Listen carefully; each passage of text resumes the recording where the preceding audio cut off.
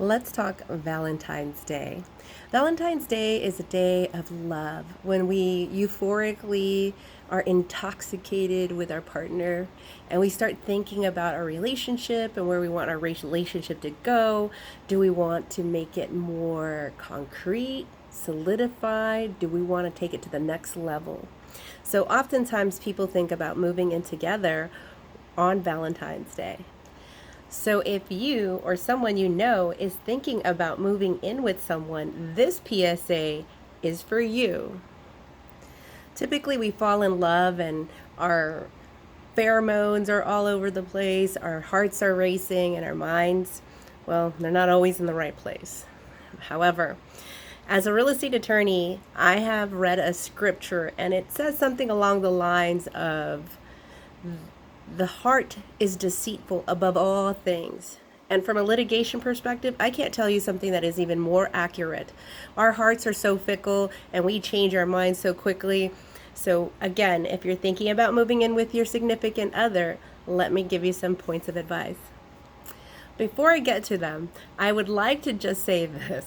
The reason why I bring this up during Valentine's Day is because right now you might be at the Bruno Mars stage of your relationship where everything is just about them and buying them flowers. But when we get to the Miley Cyrus version of the relationship where you're buying yourself flowers, then it's harder to think things through because emotions are all over the place. So this is why I think this PSA is important for those who are thinking about moving in together. The first thing I would do is identify the relationship. We're going to define this relationship. We're going to see what kind of relationship we have. And when you're moving in with someone, you have to know if you're an owner, a tenant, or a guest. And the reason why we define that relationship is because we need to know what our legal rights are. And each of those relationships has a different recourse according to the law. Secondly, let's examine how we express that relationship.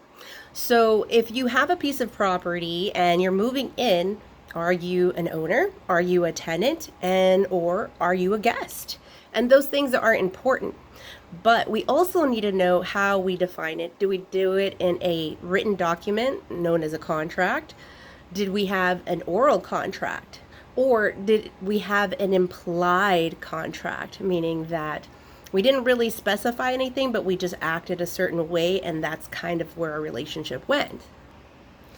The reason this is important is if you have a written agreement between the parties, then in that agreement, you should have how the parties should conduct themselves.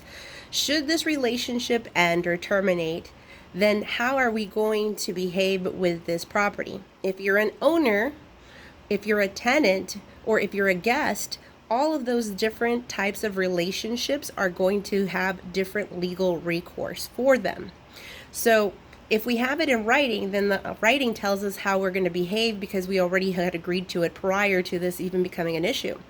If we have a verbal contract, there's a default law that the law has that says, well, you didn't actually iron out all the details, but we got your back. And then there's also the implied. How did we behave? How did we act? Did we act as a landlord-tenant relationship? Did we act as an owner relationship? Or did we act as a guest relationship? And this is important because, again, your legal rights depend on the type of relationship you have. So you think to yourself, Rachel, how do I get this done? How do we think this through? I would always say have an exit strategy. An exit strategy is just a contingency plan. It's not a permanent plan, and it's not one you have to execute. It's just something you have just in case, kind of like an insurance. If you do have to exit, then I would recommend having a mutual agreement. A mutual agreement with the other person is just being an adult and saying, hey, this isn't working out for me. I really want to leave or really want to get out of this relationship. And I feel that this has run its course. So you can come to a mutual agreement, just put it in writing that both parties have agreed to these terms. One of them is leaving, one of them is staying, one of them is paying, one of them is not. Whatever your agreement is, I would put it in writing because if you put it in writing, even after the fact, we've mutually agreed. We got together and we had a meeting of the minds and we've agreed to it. So I would always get it in writing. Now, the second way out of it would be by default of law. So depending on the type of relationship you had, or if you had something in writing or not, that's going to go ahead and dictate how you're going to be able to get out.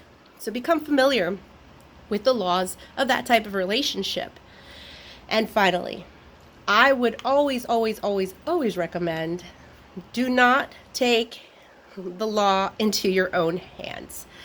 No matter how toxic a relationship is, and no matter how many things we promise each other or how we behave towards one another, there is always a law that's going to help us through these situations. Now, it may not always be what you want it to be, but there's always a way out.